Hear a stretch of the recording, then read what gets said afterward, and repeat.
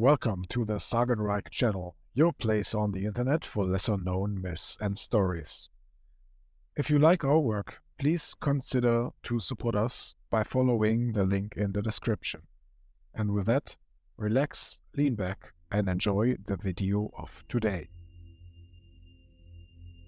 In a time before your forefathers, in a moonlit night, a miner named Baumann was on his way home from the mine and wanted to check on the turnips he had planted on his small piece of land.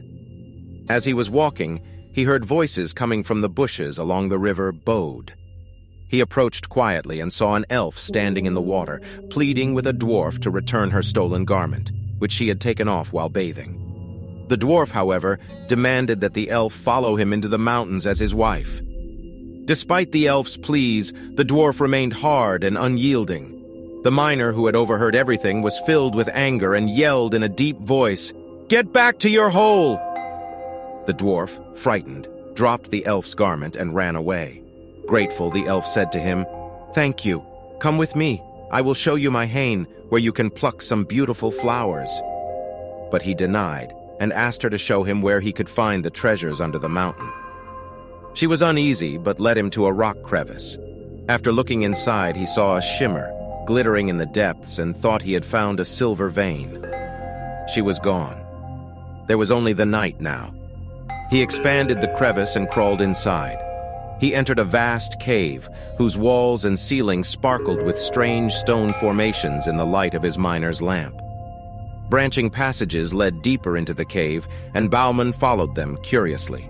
He had penetrated far into the cave when he suddenly saw the dwarf beside him. With a malicious grin and an ugly laugh, the dwarf struck his lamp out of his hand, leaving him alone in the darkness. The dwarf pelted him from all sides with stones. Baumann tried in vain to find the exit, but he kept getting lost in the passages of the cave. After the dwarf lost his interest in this entertainment, he said mockingly, "Now you won't scare any dwarves again."